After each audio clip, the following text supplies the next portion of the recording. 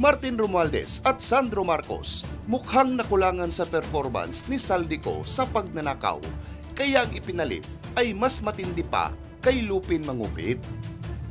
Stella Quimbo, hindi bagay magkaroon ng kahit na anumang posisyon sa gobyerno, lalo pat lantaran ang pagnanakaw nito. Pero bago ang lahat, mag-subscribe na sa aking YouTube channel para updated ka sa mga bagong balita. Kung dismayado na ang taong bayan kay Saldico bilang chairman ng House Committee on Appropriations, ay mas lalo namang nadismaya nang si Stella Quimbo ang ipinalit dito. Ito ay matapos magbitiw si Saldico sa naturang posisyon noong Lunes, January 13, 2025. Batid naman ng lahat mga idol kung paano maglustay si Stella Quimbo sa pera ng taong bayan dahil lantaran ang pagnanakaw nito sa pagkakaroon ng mamahaling gamit kahit kongresista lang ito.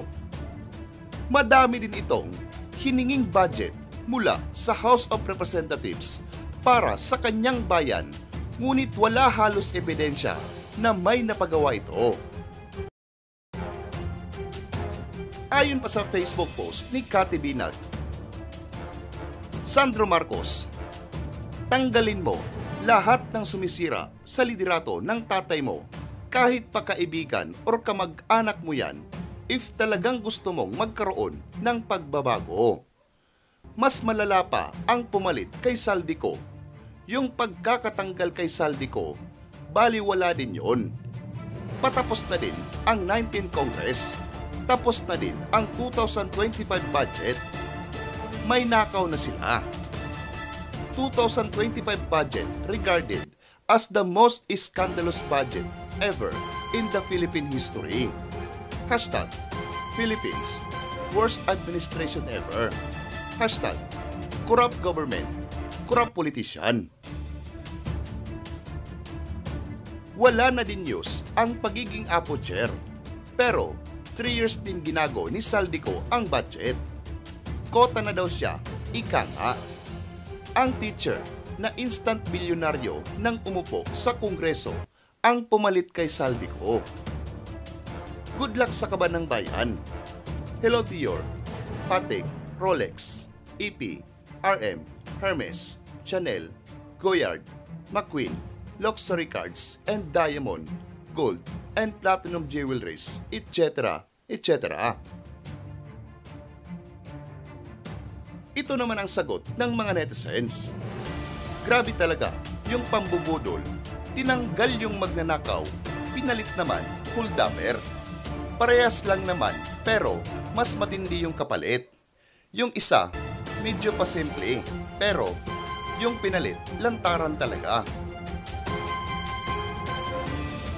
Pagkatapos mangupit at magpakayaman yan, magkakasakit din kunwari at tatakas sa kanilang kasalanan. Kunyari, tatanggalin din meron isusunod. Parang ina-arrange lang nila at niloloko ang taong bayan. Pinaiikot lang nila ang bolang kristal para malito tayong lahat. Ay sus, kala ko ba magbabago na? Nakulangan pala sa performance ni Saldico at papalitan pala ni Quimbo Lupin. Useless yung pagtanggal ko no kay Saldico. Ang pumalit kasi ang instant millionaire Quimbo. Wala nang pag-asa, babangon ang Pilipinas. Pakinggan natin ang mga pahayag ni Ted Filon at bigyan natin ng karagdagang reaksyon. Nag-resign ba o inalis? Hindi ko sure, pero health reasons ang sinasabi ni Rep. Saldico. Okay. So, nagtatanong ka ba? Hindi, kapag kung inalis o nag-resign?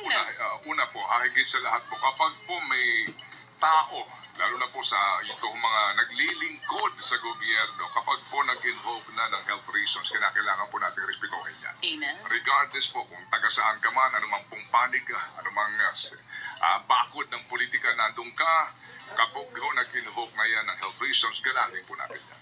Okay, so isang tabi natin, po itong sinasabi nga po na Oo, na dahilan daw kung ba't niya kinakailangan magbitiw ba. Opo, regardless kung siya ba ay nagbitiw o siya ho ba ay inalis ng majority, opo, ang bottom line dito, will that matter? Opo, will that change anything? Wala. Yun pong aking take dyan. Wala. Sa kanya pong either pag-resign o kaya po'y pag-alis sa kanya bilang Appropriations Committee Chairman, will that change anything? So, agree ba kayo sa punto ni Ted Filon na it does not matter? Nag-resign o siniba? Ang importante is sino yung ipinalit. Yan, pag-usapan natin. Kasi napaka-importante yung chairman ng Committee on Appropriations. Bakit nagkagulo-gulo yung 2025 national budget? Depende yan sa dalawa eh. Yung chairman ng Committee on Appropriations sa Kamara at saka yung chairman sa Committee on Finance sa Senado. Silang nagtitimon yan. The fact na nagkagulo, ibig sabihin, there is something wrong. Okay, tuloy natin. Dahil pag-uusapan natin ay budget, hindi na ho magbabago yan. Yo, tapos na. Nandyan na po yan.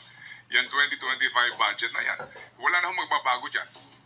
Nandyan maliban po na lamang kung mabilis aaksyon ang ating kataas-taasang hukuman dito po sa mga petisyon na posibleng kaharapin dito pong mga kume-question sa ating pambansang budget. That is my take. No, wala na pong mababago pa.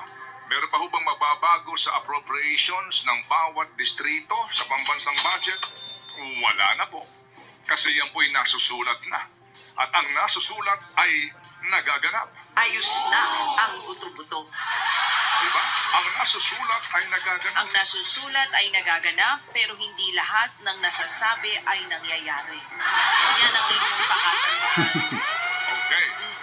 Diba, yun po lamang sa akin dito, that will not change anything. Or, lalo na po pag pinag-uusapan natin na ang pambansang budget. After all, ang susunod po na pambansang budget ay tatalakayin na po ng 20th Congress. Kasi po ngayon ay 19th Congress. 20th na po na Kongreso ang tatalakay sa 2026 budget. Alright? Opo. Sa Committee on Appropriations ngayon, kung ikaw yung committee chairman, kung ikaw yung bagong committee chairman, ang magiging papel mo na lamang, una ay sa mga pagdinig kung saan po kinakailangan ng appropriations sa mga panukalang batas. Kasi usually, baby girl, nakalagay dyan sa mga panukala yan, an act, etc., providing and providing funds, therefore, nakalagay lagi yan kung kinakailangan ng pondo nung isa pong batas na ipinapanukala. Doon dadaan ka sa Committee on Appropriations, mga kapatid. Usually, ganun po yan. At kapag pinag-uusapan natin ay ang 2025 budget, it is there. It is approved. Vetoed daw, but approved. Okay, so para po sa akin, itong mga pangyayaring ito ay cosmetics.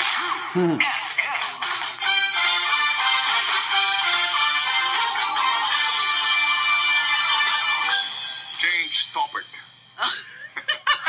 Change topic kasi kahit pag-usapan natin, wala namang babago. At saka wala kakalimutan na. sa pwesto, sure ako, alam mo na, Ayos na ang buto-buto. oo, sila pa rin, kapanalig pa rin naman nila. Kaya sa susunod na taon yung budget natin, baka ganito ulit ang kahinatnan niya.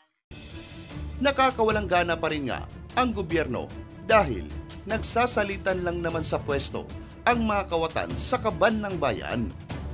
Mag-comment lamang sa baba para sa inyong opinyon. Maraming salamat sa panonood.